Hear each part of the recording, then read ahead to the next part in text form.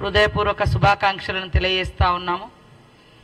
అధికారం పోయిందనేటువంటి అక్కస్తోటి అసహనంతో కూడినటువంటి దుష్ప్రచారానికి ఈ బీఆర్ఎస్ పార్టీ ఒడిగట్టిందని చెప్పడానికి మాకు ఎలాంటి సందేహం లేదు.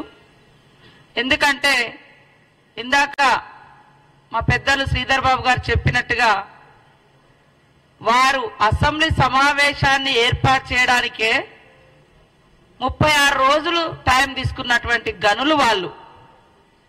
కానీ గడీల పాలన కాదు, గల్లీ బిడ్డల పాలన కావాలని, గల్లీ బిడ్డలకు అందుబాటులో ఉండే పాలన కావాలని కాంగ్రెస్ పార్టీ ప్రజాపాలన ఏర్పాటు చేస్తే తట్టుకోలేక, ప్రజల నుంచి వచ్చేటువంటి స్పందన చూసి ఓర్వలేక ఇలాంటి దుష్ప్రచారాలకు ఒడిగట్టడం కరెక్ట్ కాదు. ఒకసారి ఆత్మ విమర్శ చేసుకోండి, ఆత్మ పరిశీలన చేసుకోండి అని ఈ సందర్భంగా ఈ బీఆర్ఎస్ కుటుంబ పాలన పార్టీకి తెలియజేస్తా ఉన్నాం. ఈరోజు అధికారంలోకి వచ్చిన వెనువెంటనే ఇచ్చినటువంటి హామీలలో మీరు కేవలం అసెంబ్లీ సమావేశము, ఎమ్మెల్యేల ప్రమాణ స్వీకారాలకే నెలలు టైం తీసుకున్నారు. మీ ఇష్టం అనుకున్నారు. ఈ రాజ్యము ఒక ప్రజాస్వామ్యం లేదు, ఒక రాజ్యాంగం లేదు, ఏది లేదు. ఈ రాష్ట్రం మా ఎస్టేటు, మేముండే ఇల్లు మా గడీలు, మేము చెప్పినట్టుగా మీరు వినాలి అనేటువంటి దబాయింపు పాలన నుంచి ప్రజల దగ్గరికి పాలన పోయిన తర్వాత ప్రజలందరూ సంతోషంగా ఉన్నారు, కాంగ్రెస్ పార్టీ మీద విశ్వాసంతో ఉన్నారు, నమ్మకంతో ఉన్నారు. ఇచ్చిన ప్రతి హామీ అమలు చేస్తున్నటువంటి విశ్వాసము, ఆ యొక్క ధైర్యము ప్రజలలో ఉంది. కానీ ధైర్యం కోల్పోయింది ఎవరు అంటే ఈ బీఆర్ఎస్ పార్టీ వాళ్ళు. అధికారం లేకుండా బతకలేనటువంటి పరిస్థితి ఉంది. అహంకారము, అధికారము, పెత్తనము ఇవన్నీ కలగలిసినటువంటి నాయకత్వం, ఫ్యూడల్ నాయకత్వం వాళ్ళ యొక్క టీఆర్ఎస్ పార్టీ నాయకత్వం.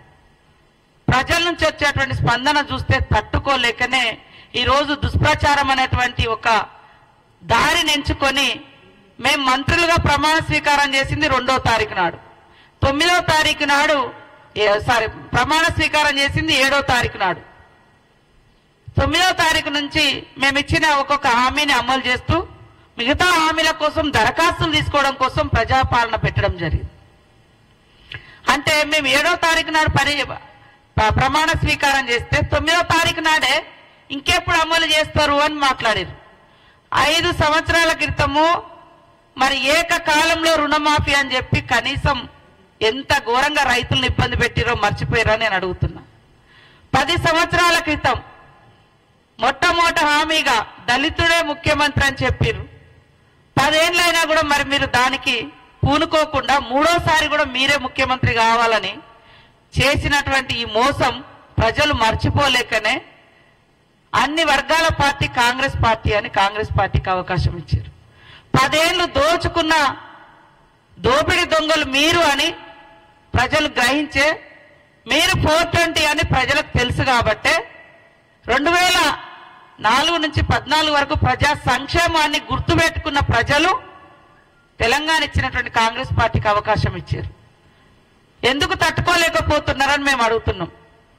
ఇవాళ ఒక ప్రజాస్వామ్యబద్ధంగా జరిగినటువంటి ఎన్నికలలో మెజార్టీ మాకు వస్తే తెల్లారి నుంచే కూలుస్తాం, పేలుస్తాం ఇని చెప్పేటువంటి మాటలు ఎందుకు ఇంత దురహంకారం మాటలు, ఇట్లాంటి దుర్బుద్ధి అని మేము అడుగుతా ఉన్నాం. కాబట్టి 420 మీరు ఇచ్చినటువంటి హామీలు అమలు చేయకుండా 10 సంవత్సరాలు ఇష్టానుసారంగా గడీల పాలనను గల్లీ బిడ్డల మీద రుద్ది ఎంజాయ్ చేసింది మీరు.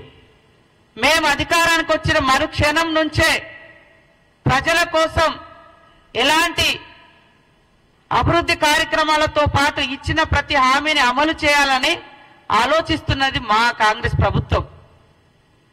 అదే కాకుండా ఆటోల విషయంలో ఇవాళ మహిళలకు ఒక ఆర్థిక స్వేచ్ఛను, ఆర్థిక స్వతంత్రతను, ఆర్థిక స్వావలంబనను కలిగించాలి.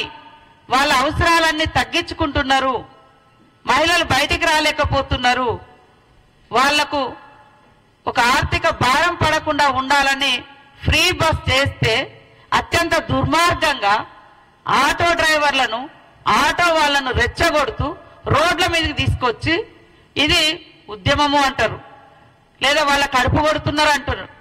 మా మేనిఫెస్టో చైర్మన్ శ్రీధర్ బాబు గారు ఆటో బస్సుల యొక్క ఫ్రీ బస్ పెట్టేటప్పుడు కూడా కొంతమంది ఆటో యూనియన్లతో డిస్కస్ చేసి వాళ్ళకి ఎలాంటి రాయితీలు కావాలో కూడా మాట్లాడడం జరిగింది.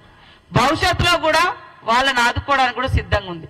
కానీ ఇంకా ఎలాంటి సమస్య లేనట్టుగా ఒక ఆడకూతురు వచ్చి స్వేచ్ఛగా బస్సులలోకి వస్తే ఈ ఫ్యూడల్ భావజాలం కలిగినటువంటి మహిళలంటే చిన్న చూపు చూసేటువంటి ఈ టీఆర్ఎస్ పార్టీ, మహిళలంటే తీవ్రమైనటువంటి వివక్షతకు గురి చేసేటువంటి ఈ టీఆర్ఎస్ పార్టీ మహిళలు బయటికి వస్తే తట్టుకోలేక ఉచిత బస్సు ప్రయాణం మీద అక్కసు వెళ్ళగక్కుతున్నారు.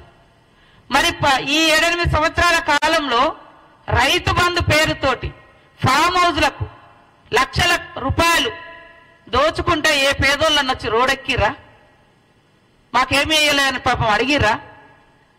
అలాంటి మరి జరగలేదు. కానీ ఒక మహిళ బయటకు వస్తే మాత్రము ఈ రకంగా ఆటో డ్రైవర్లను తీసుకొచ్చి ఉద్యమం అని చెప్తున్నారు. ఉద్యమం కాదు, వాళ్ళని అడ్డం పెట్టి మీ అధికార దాహాన్ని తీర్చుకోవడం కోసం మీరు వేసేటువంటి ఎత్తుగడ.